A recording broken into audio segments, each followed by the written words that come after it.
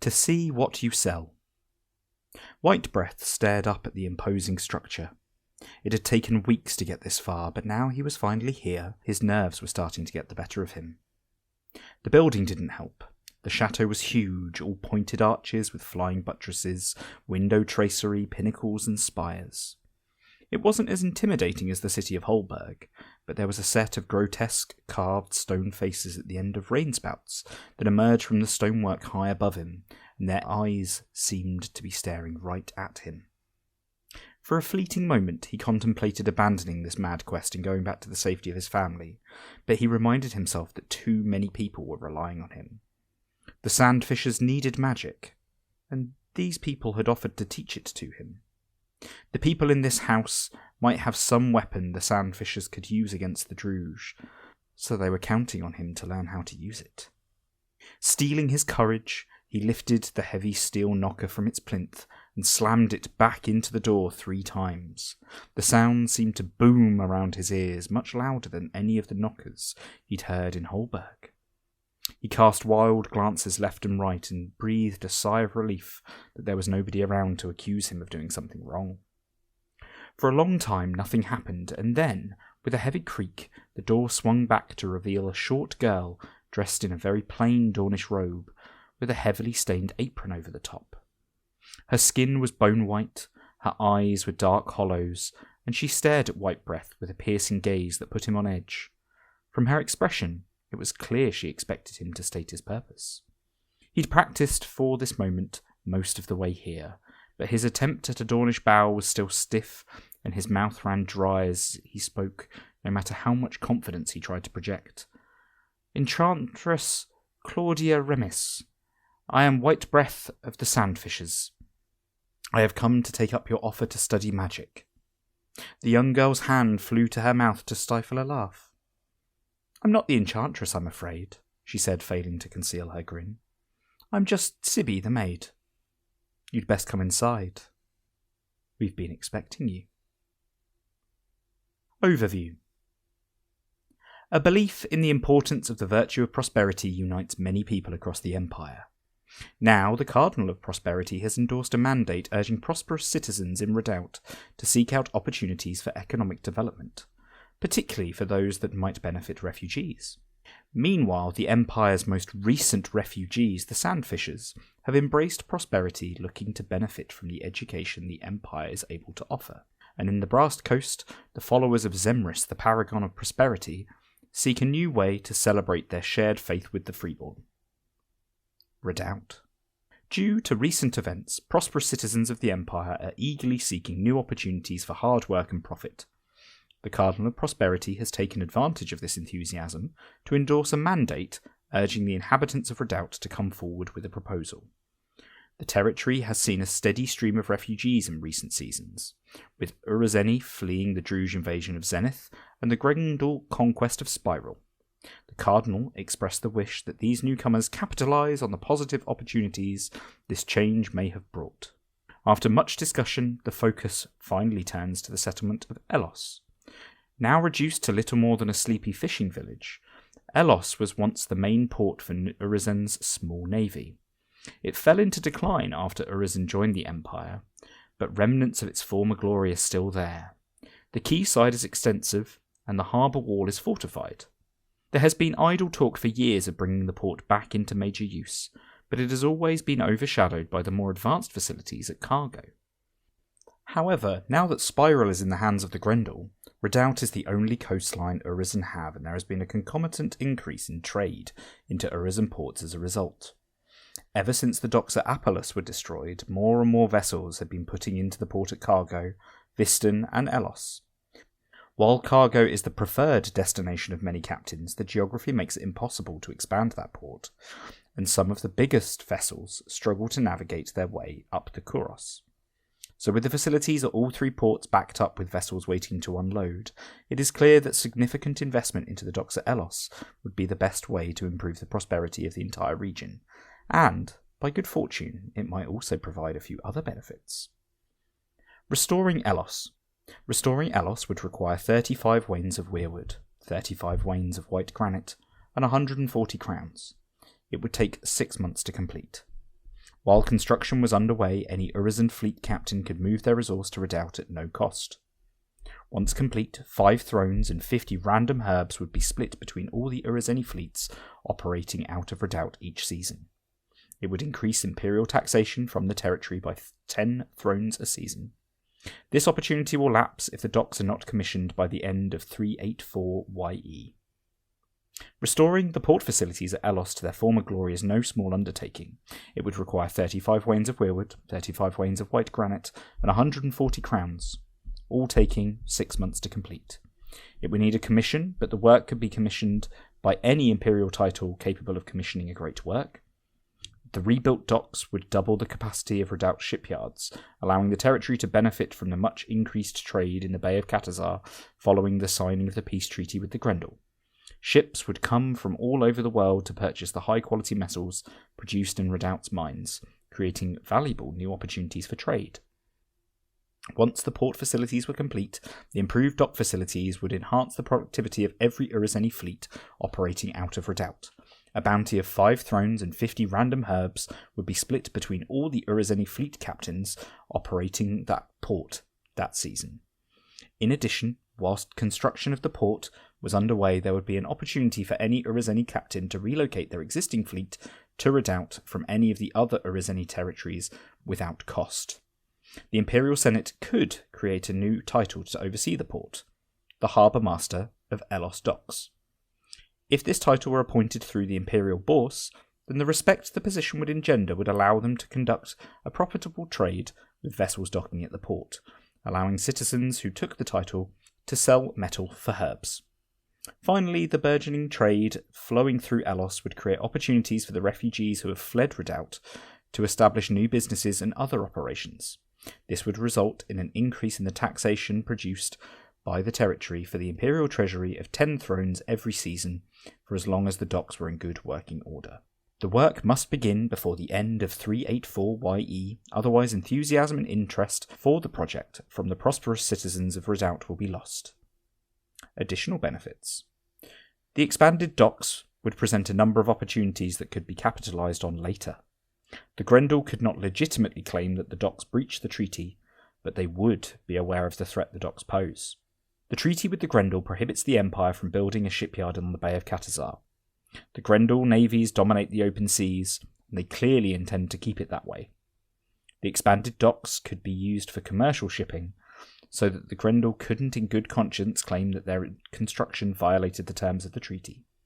However, once complete, the docks could quickly and cheaply be expanded to include a shipyard. Such an expansion would only require 10 wains of white granite, 10 wains of weirwood, and 20 crowns. While it would take 3 months to complete, the existing facilities would be good enough to start work on a navy at the same time as the shipyards were being built, saving precious time. Perhaps more importantly, the presence of the nearby Penumbral Watcher would make it possible to hide what was happening from prying eyes. Whoever held the title could instruct the Night Mages who operate the facility to focus their efforts on veiling any construction work taking place at the port. As a result, the shipyard and any navy being built there would go unobserved by Grendel spies or other foreigners visiting the ports. If the Grendel scryed the territory, they would discover that the Empire had a veil up to conceal something, but it would be otherwise impossible for them to know what was happening. The only cost for this is that the Penumbral Watcher would be unable to produce any crystal fire or shadow myrrh while the mages were veiling the port. Alternatively, the Imperial Conclave could use a declaration of concord to instruct the Night Magicians to permanently apply themselves to the operation of any shipyard being constructed at the expanded docks. If passed, then the title would permanently lose the ability to gain crystal fire and shadow myrrh, but any navies produced at the shipyard would be able to take the shadowed quality, allowing them to issue the order to slip through the mists. This would have the same effect as put to port, but the movement of navies would not be blocked by any opposing navies, no matter what order they took. The shadowy vessels would be able to take advantage of the night magic imbued in their hulls to slip past their enemies unnoticed. The shipyard could be used to commission a navy of any nation that had the resources and the people to sustain it. Urizen is only capable of supporting one army. They simply do not have sufficient people to support a second. but it is not impossible that they might be able to support a navy in addition to the Citadel Guard if the Elos docks were expanded.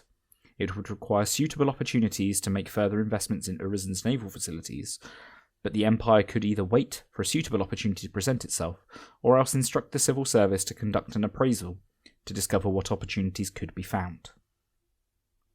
Holberg. The Sandfisher Orcs have responded to many of the ideas put forward during the winter solstice as to how they may repay the Empire for its aid. Having settled in Holberg after the Empire ceded Misericord to them, the Sandfishers have eagerly embraced the virtue of prosperity. Although they are not Imperial citizens, they are clearly foreigners. They have not been shy to ask the Empire for help. They asked and were granted access to the university and other schools of learning in the city, with the Imperial Senate paying to provide extra classes to help swiftly remedy the shortcomings of their education inflicted by the Druge. Within weeks, the sight of the occasional Sandfishers hurrying to attend lessons in the city has become increasingly common. If the Sandfishers still feel uncomfortable in the dense streets of Holberg, it is not enough to put them off taking advantage of the opportunity presented. The Sandfishers appear to have taken the tenets of prosperity to heart. In particular, they expressed concern that prosperity demands that they do not take without giving. They are cognizant of many things they have asked for and received from the Empire: land and learning and protection from the Druge. They are now keen to see how they might return the favour, and so they have asked the Empire to give them some indication of how they might help. By way of response, the Imperial Synod passed not one, but 5 different statements of principle, each offering suggestions, advice, and encouragement. Not to be outdone, the Imperial Conclave also passed 2 declarations.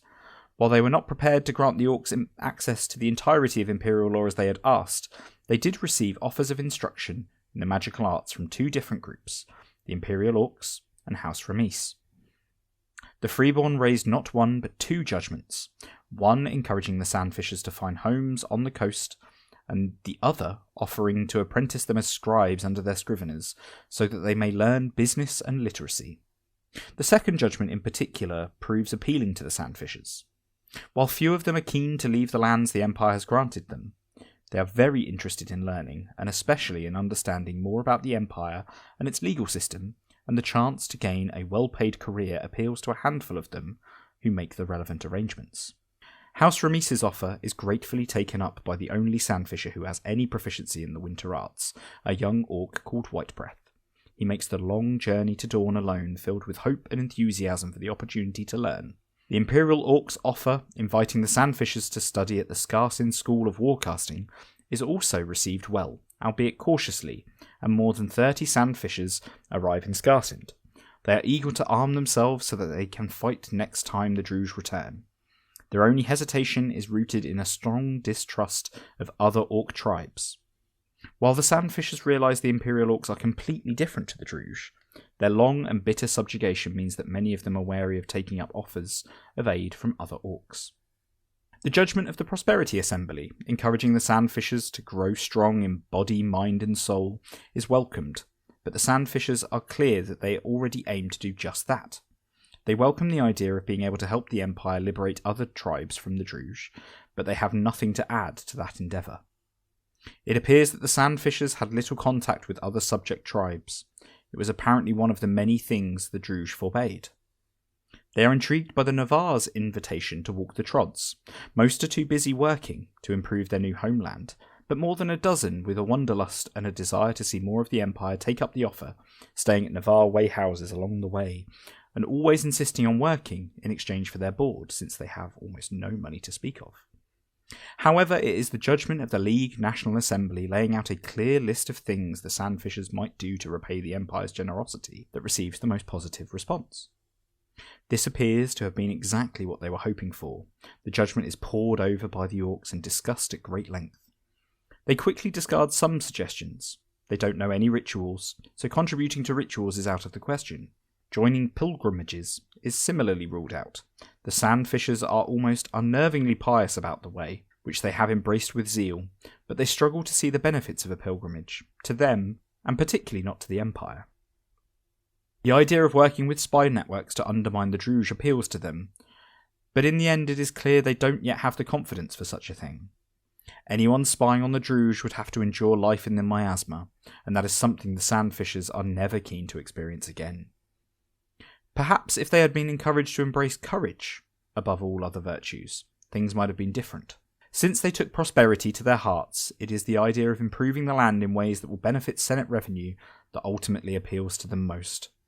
After help from the civil service, they devise a simple but effective plan to log the forests of Misericord and Utterland. Their idea is to produce a steady supply of good quality building timber to be sold in Holberg, whilst taming the forests to allow them to create woodland preserves like the ones that used to be common in the region in years past. Their long-term goal is to turn both regions into well-managed, profitable woodlands, thereby adding to the wealth and taxation of Holberg as a whole. To achieve it, the civil service calculates the Sandfishers will need 15 wains of mithril and 15 wains of weirwood, enough to create a set of powerful sawmills spread across the two regions. They are clear, however, they do not want any further assistance from the Empire to gather the materials needed. They are quite set on not taking without giving, so they intend to purchase the materials they need at the newly constructed Misericord market, as and when it will become available. That means it will take them an absolute minimum of 2 years to gain the materials they need to start on their great work, a prospect that doesn't seem to daunt them in the slightest. They express quiet resolve that the Empire will hear no more of them until the project is ready to begin. The Sandfishers in play. If you are playing a freeborn scrivener, you are welcome to roleplay that you have met a Sandfisher who has travelled to the Brass Coast looking to study to become a scrivener. Likewise, if you are a member of House Ramis, then you may have met or taught Whitebreath, a young Sandfisher apprentice who has come to the house to learn necromancy. Any Imperial Orc who might have been involved with the School of Warcasting will definitely have met at least one or more of the several Sandfishers who have taken up the offer to become students there, learning battle magic.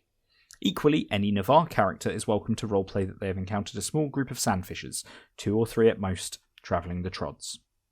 All Sandfishers tend to be quiet and contemplative by nature.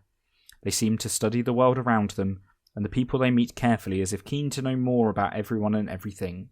They are zealous in their dedication to prosperity, hard-working in the extreme, and while they are not grasping, they are very clearly highly motivated to better themselves, proactively looking for opportunities to learn new skills and access new opportunities.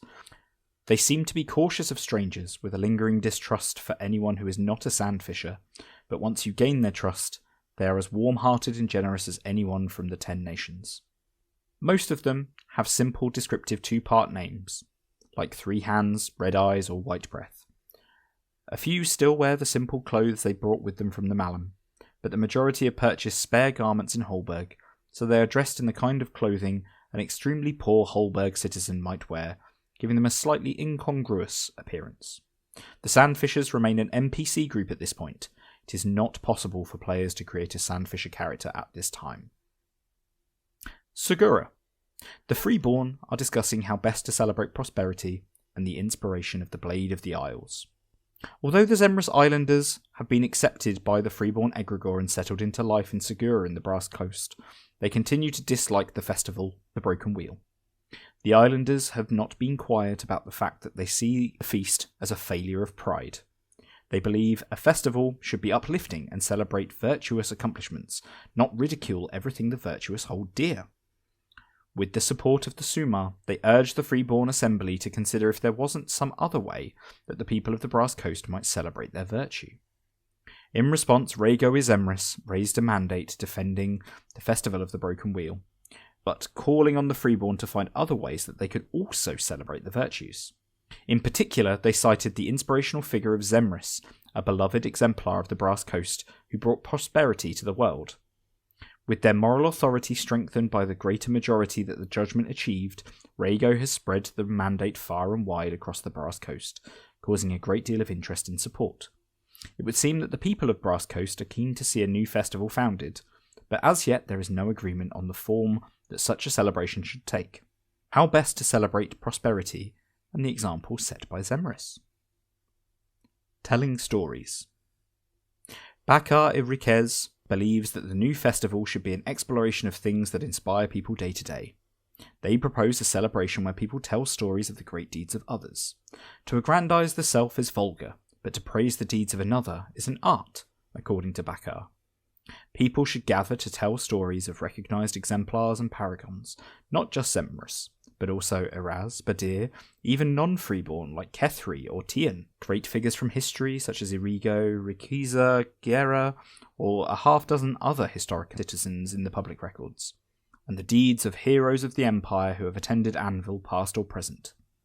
There could be dramatic retellings of the freeborn exodus, or someone praising the deeds of their friend on the battlefield earlier that day. It would be free-form and unstructured. Initially, it would spread across every campfire in the nation, but there is no reason that it might not go beyond that. People could fan out across Anvil, taking their stories to every campfire they can find. It might lead to an expectation of trading stories. If someone tells you a story you do not know, the expected price is that you share with them a story they do not know. People would be encouraged to prepare stories in advance, and it would give everyone a chance to celebrate the great moments they have personally experienced. Although some freeborn disapprove of boasting about yourself, Bakar suggests a little leeway on that for this festival. The Festival of the Broken Wheel is about breaking rules, after all. This new festival could be a chance for people to boldly announce the things that they'd love to brag about, or to find a friend and privately swap boasts if they prefer. Friends could exchange dramatic stories about themselves with each other, so that each could tell the other's tale. Soutenir could offer the same service to everyone for a fee. Building legacies. Rather than form a festival, Inez y Azul Ma Irigo suggests a purpose. Their idea is that the festival might best celebrate Zemrys by encouraging everyone to come together and share what they can spare to pay for something valuable for the nation. While freeborn are often resistant to charity, one of the core tenets of the faith is that the prosperous are not selfish. All that is worthwhile is shared with those who deserve it. Zemrys herself became famous for sharing her successful bounties with the deserving, putting the wealth she had gained into projects to help the community. Likewise, the Redwind Corsairs have an old tradition of the Hall, where heroes compete to loot items of value from the battlefield, and the winner donates something they have claimed to be sold to support the nation. In practice, such a festival could take many forms.